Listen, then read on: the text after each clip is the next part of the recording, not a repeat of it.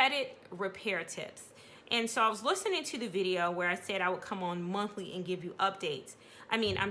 Weekly.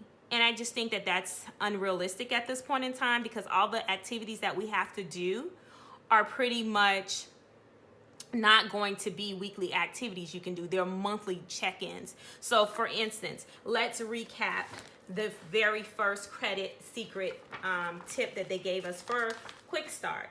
So to jumpstart our success, we were supposed to on your credit report. So that was pulling your bureaus, and I gave you all 3 bureau information underneath that video. So Equifax, Transunion, and Experian.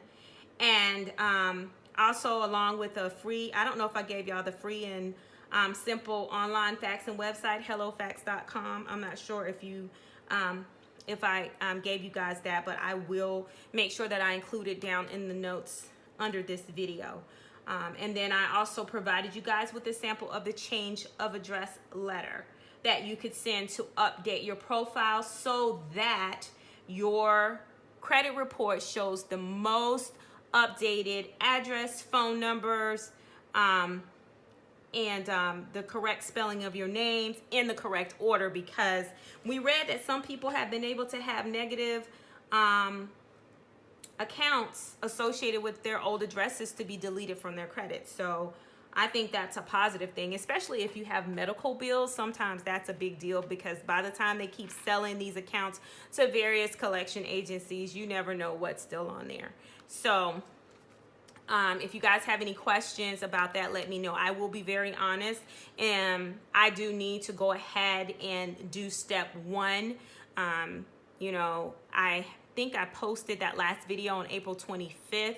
I traveled out of town for the first week of the month. The second week of the month, my daughter dropped the bomb on me that she's getting married, and I've been in wedding planning mode ever since, and I'm having some struggles with my health right now. So it doesn't help. So what I'm going to do diligently, planning on doing this weekend, is sitting down and going ahead and making sure that my address and names and things are correct on the credit bureau. Another tip that I wanted to share with you guys is a website that I have been using, and they have free credit reporting. I really like it because of the dashboard, and it's lendingtree.com. They never ask you for a credit card.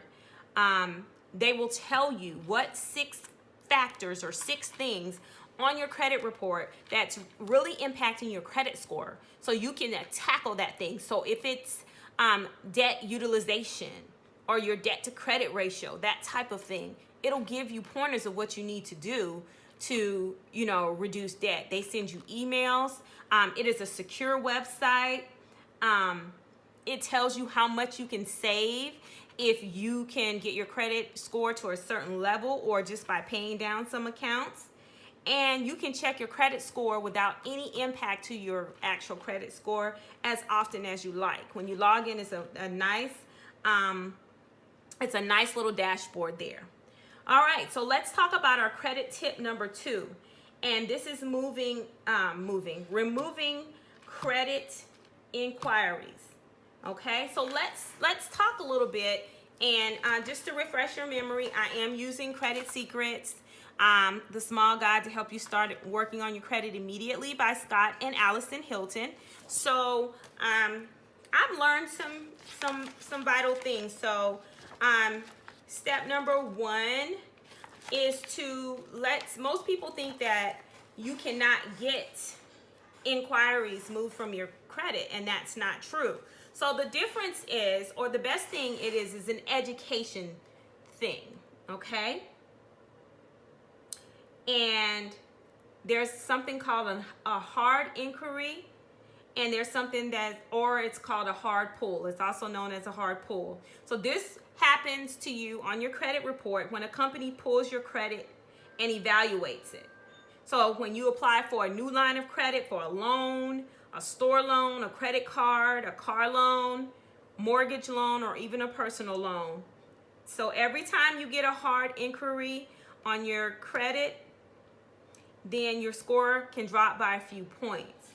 So the amount of new credit inquiries on your account, they account for 10% of your credit score. So it really can have an impact. So they damage your score, but only temporarily.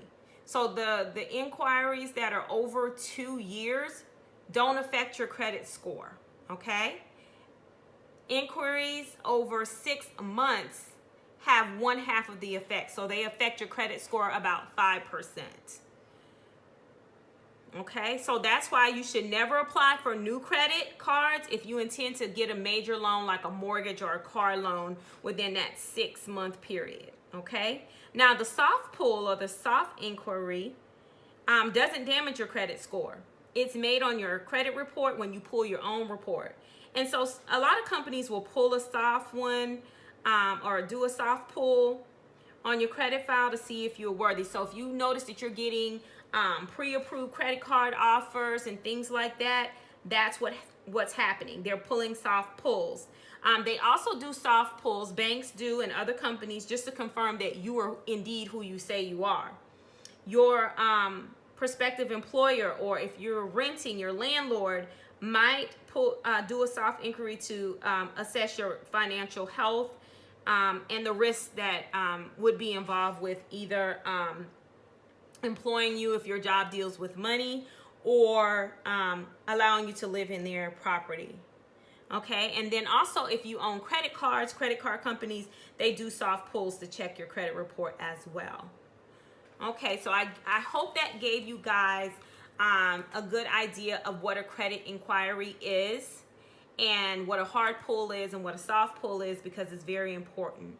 So I am going to attach to this video 3 Google document files that I've typed up, and it's the one that I took from this book, and they're letters. So they are named, the first one is a inquiry removal letter 1, is one that you would send to the credit bureau to dispute unauthorized inquiries on your credit report.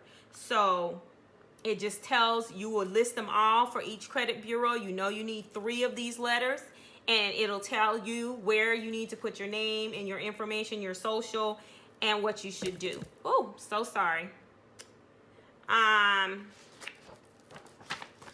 Number two is a removal letter. So in 30 days, and here's back to my point that I'm going to do credit repair tips once a month with incorporating in the budget. In 30 days, if the credit bureau has not removed those inquiries that they deem to be not valid or fraudulent, then you have to send them another letter. So remember, these letters are you're faxing them where it's time stamped, or in this case, you can mail a certified letter. So this one pretty much tells them that it's a violation of your, it's a brief of your privacy rights. And this is under the Fair Credit Reporting Act, Section 168B and paragraph C. Okay. Also, it tells the credit bureau that this is a goodwill gesture that gives them the opportunity to correct that erroneous reporting.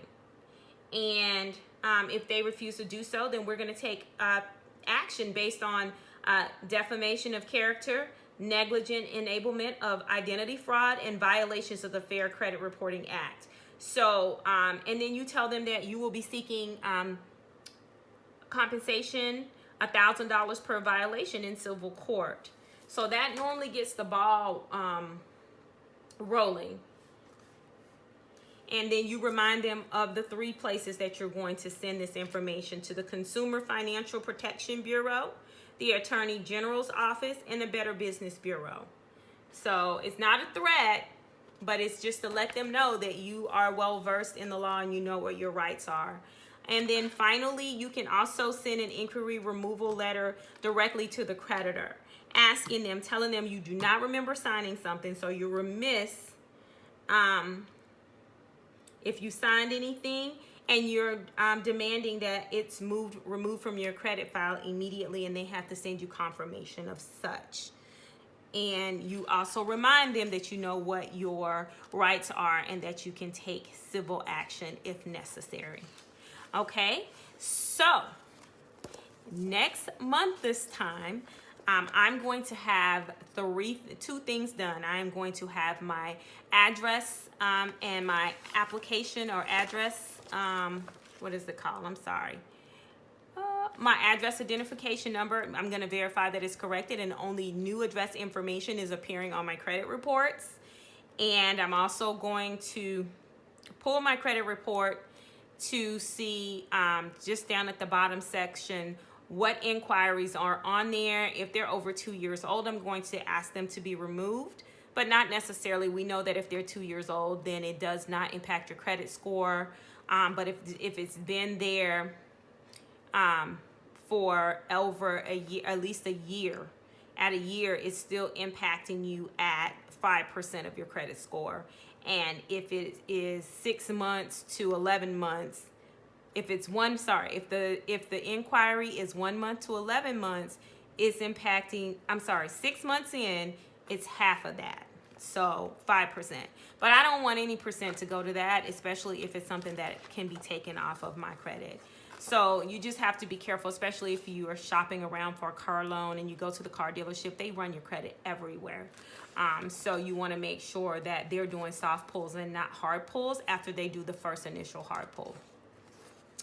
Okay, so one more gem that I can give you regarding your credit inquiries. If you go to an online store or you apply for something in a store and they only ask for the last 4 digits of your social security number, they're likely doing a soft inquiry on your credit. So the book says that it will give us more specific companies that are best to do those soft pulls. Okay, so look for details below this video that will have the link to my Google Docs where you can access the 3 inquiry removal letters, and also the same information. I'll put the credit bureaus and everything, all of that there, so that you can find this information. And once again, I know this is pretty detailed, but the budget reporting piece is not that long this week. I think that I will do it this way, and I'll just add scenarios and situations that are true life scenarios and situations to our budget. And our budget lady right now, her name is Sally. Okay, if you guys want to change her name, please give me suggestions for the names below in your comments. Well, if you found this video to be helpful, I really would appreciate the feedback. As you guys know, this is only my second time, I'll say third time, doing a budget-related video. And once again, I am not any type of budget specialist. I'm not a financial analyst. I'm not a certified. I have no certifications in money handling. I'm just sharing with you something that works for me, and I'm sharing with you the information and wealth of knowledge that I'm finding in this Credit Secrets book that I purchased. And as far as my budget, it's a budget that does work for me, so hopefully it'll work for you as well. Well, I hope that you guys for the month of June are sticking to your budgets, your meal planning out those budgets, sticking to your allowance, tracking your expenses, incorporating no spend days so that you too can reach your financial goals or your financial dreams. All right, well, I hope you guys have a great and prosperous budgeting month for the month of June. Ciao, Bella.